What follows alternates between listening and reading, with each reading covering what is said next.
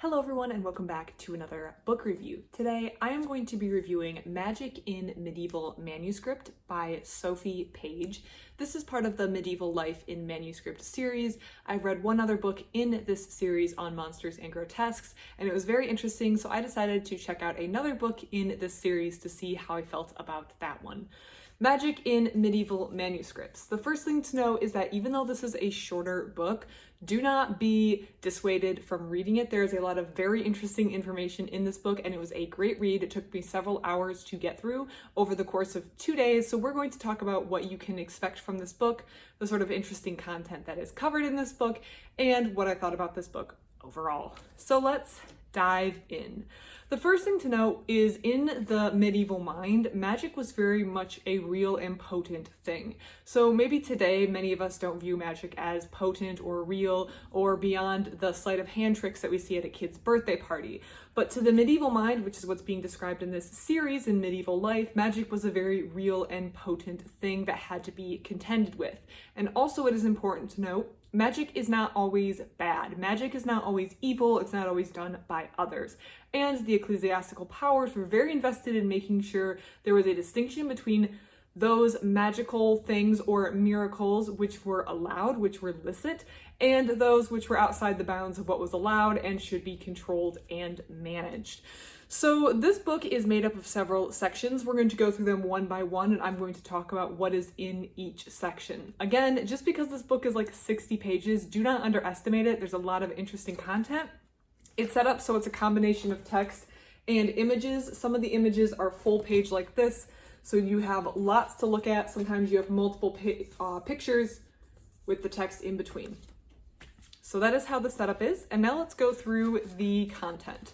The first section discussed is the medieval magician. So who are we talking about? Who is wielding this magic, and what can we learn about that from the manuscripts and the manuscript illustrations that are presented in this book? So I think the important part, and this is on page 8, I'm just going to read it out because I think this is important to explain that magic wasn't always bad. Since both magicians and saints claim to possess supernatural powers, there was a need for the ecclesiastical hierarchy to distinguish between the two categories of magic and miracles. So there was a distinction between those who were using beyond natural powers for a miracle and those who were doing magic. And the example that the book used following this, I felt like was very, very clear. It's the biblical story of Moses when he goes before Pharaoh and requests that his people be let go free. And during this encounter, Moses is able to do various activities. I believe one of the things he did was turn his walking stick into a snake and then pick it back up again to be a walking stick. That, in my mind, would fall under magic. But there are these two Egyptian magicians called Janus and Jambres, and here it says they set their magical arts against Moses and Aaron. And I think that kind of has the frown from the church. These are bad magicians. So the church does distinguish between those who are doing miracles, like Moses, and those who are magicians. And that distinction is important.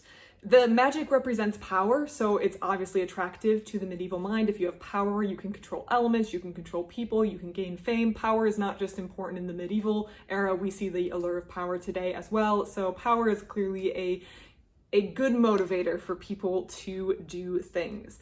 The book also took this section to explain the differences between male and female practitioners of the arts, let's call them. And women, so men were more, and this is between pages 16 and, I'll just show you some of the great art while I talk, between pages 14 and 16, men were associated with these complex rituals, so with a lot of knowledge, with a lot of learning, and because just from general knowledge, my understanding is women were locked out of a lot of the traditional routes of learning in medieval Europe, so it makes sense that maybe they weren't associated with these highly complex rituals the way men were. But women were associated with natural objects, the world around them. That was the kind of realm that we usually see women working their magic in. And perhaps naturally, we also see women who do a lot of magic with regard to children. It makes sense. Women bring life into this world through the form of giving birth to children. So we see that women have a lot of influence over children, or we see a lot of magical influence with women and children. We see some pictures here. There's some witches, or are they witches? Yeah, witches burnt and tortured. These are ones accused of harming children. But of course, the women who practice magic can also help children. So we see women who are healing children, they're quickly or easily associated with that, as well as harming children, kind of the, I guess, perversion of what women do, bring children into this world, or something that a lot of women do. So I thought it was very interesting in this beginning section that the author makes a distinction between what men were kind of associated with regard to magic and what women were associated with regard to magic. Section 2 is natural magic. And this is where the author takes some time to discuss the magic that was accepted in the Middle Ages. So medieval minds, medieval scientists had ideas about how the world worked, and sometimes what happened in the real world didn't match the theories, and they needed a way to explain that, and that would fall under natural magic. And this was listed as like an okay practice of magic. So this was something that was encouraged. It was when you started doing these arcane rites that the church and authorities started to think it was questionable. But this whole section just discusses natural magic and things that fell within it that would be considered acceptable. So we have quite a bit of examples of different animals and plants in this section. And there's quite a bit of reference to the various texts. And we also get these fabulous, like full page illustrations, which I really like. I think that for a book like this, you need to spend a lot of time looking at the obvious pictures. They are what the book is based around. So definitely don't skip over them or just look at them for a second. So at the very last section of this natural magic chapter, the author takes a little bit of time to discuss when natural magic moves into unnatural, and that's what I just said, when arcane rituals, the words used here are vain observances, so unorthodox ritual actions were becoming part of the operation. That's when there was the potential for demonic assistance, and that's when this natural magic became something that was maybe less natural and less accepted in the world around them. There is another section following this called The Power of the Image. I'm actually going to return to the section later because I think it actually fit with something I saw later in the book and a book that I have also read. So please stay tuned, but they do go through the power of the image. There's a lot of discussion in this section about the imagery of the circles or circle things. So we do have this section here. The next section is the magical universe, which is the universe and magic within. And we have, again, this book is filled with these fantastic images to look at. Something I found most interesting from this magical universe section is on page 49, where the author takes some time to discuss magic circles. So this is the top of page 49. Diagrams of magic circles start to proliferate in late medieval collections of ritual magic at the same time as representations of male practitioners of magic in or next to magic circles become more common. And they go on to explain this is a space where the magician can be. And this is something that us in, I don't know how widespread this is, but in the Western world, we're familiar with. And we see it down here. We see a magic practitioner in a circle. It's very faint, but you can see it if you get the book, with symbols around it. And this is something we're familiar with fantasy or games or any TV shows. You have a magician, they're standing in some star symbol or some circles, and there's symbols around it, and that's designed to protect the person in the middle from whatever they're conjuring. And this clearly goes back all the way to the Middle Ages, where this began becoming a common depiction of the male practitioner. Again, notice the use on male. This would be something that would require a lot of book learning. We see like texts on how to do that on this page, so it does make sense that this would be a world that women wouldn't necessarily have access to or seen as being really connected with. And again, I'm also want to say I'm not sure if maybe the medieval world got influence for this circle from maybe the Arab world, or they borrowed a lot from Jewish like culture or mythology. So I'm not sure where the medieval world got that, or if this was their own creation. So it didn't necessarily have to come directly from them, but I feel like that inclusion of that magic circle or circle that a practitioner is standing in has carried through to today. And I found that very, very interesting. And I think other people will as well. So the next section, if I can keep moving along, discusses the less accepted portions of magic, which might be what most people are interested in hearing about: necromancy and sorcery. So this is the bad side of magic. If natural magic is this kind that was accepted and allowed in the medieval era, this is definitely not allowed. So we have a whole section discussing maybe what people find most interesting, which are these more evil sides, according to the powers that be at the time, of magic. So necromancy and sorcery. And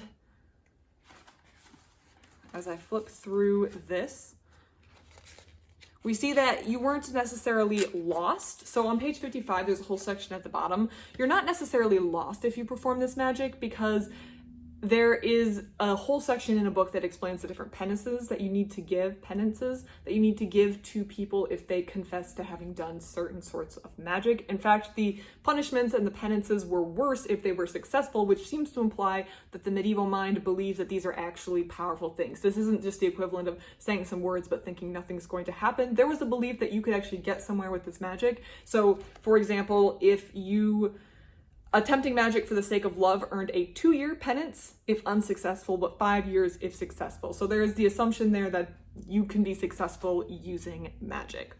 One of the things that I think was very interesting in this section that combined earlier with the image of magic, Power of Images chapter in this book, as well as another book I've read, which is Faces of Power and Piety, which was not in this series, but another book on portraiture depictions in the Middle Ages, can be seen on page 53.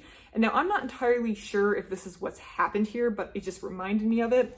We have a personification of necromancy, 4th century. So we have this picture here. And to me at least, and maybe this is just smudging and I'm just grasping at straws here, but it almost looks like these people's faces have been smudged out. And this was something that I saw in that Faces of Power and Piety by Eric Inglis, where sometimes the power of an image depicted was so powerful that readers would want to mark off the faces or mark or alter the portrait in a book to kind of reduce the power of that image. This was seen in the Faces of Power and Piety book with marking out the face of Fortune because people thought that she was quite powerful. This is not the only time this is seen in this book. There's other sections where people would X out prayers or remove names from texts that they thought were too powerful or that they didn't want people to know. So people are interacting with this text, and there is a belief that this has real power around them. But remember that this can mix with things that are considered good, things that are considered pious. On page 57, we see that. There's that last section here on page 57 after describing a story that says both types of practitioners might equally be seen by theologians as engaging in questionable practices, though for different reasons. And as the Liber Iuratus, not sure if I'm saying that correctly, reveals, using pious techniques to achieve a celestial vision, so something that would probably be considered good, and summoning demonic spirits for material gain, something the church would frown on, could be combined in a single text. So this necromancy and sorcery, while definitely not considered good in all senses, would exist alongside pious representations of magic.